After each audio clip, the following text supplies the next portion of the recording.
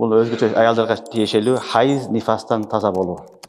Хайыз абалындагы, нифас абалындагы аялдарга намаз фарз эмес. Алар ошол убакта намаз окушка мукаллаф эмес.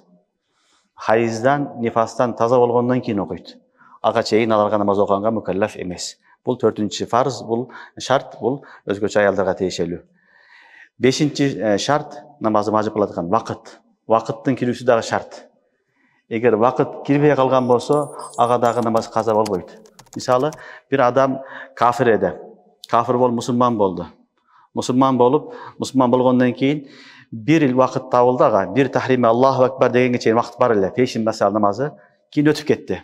Ошол адамга ошол намаздын вакыты фарз болот. Ошол намаз адамга фарз болуп эсептелет. Себеби алга вакытка илешти. Же болбосо бир адам не болду? Кафир эди, мусулман болду, же балагатка жетти, кийин ошол замат өтүп кетти. Эгерде Аллаху акбар деген тахримага чейин, мыгдарга чейин, көлөмгө чейин жашаса, анда ал адамдын мойнунда, зиммасында ошол намазды окуу бул да фарз болот.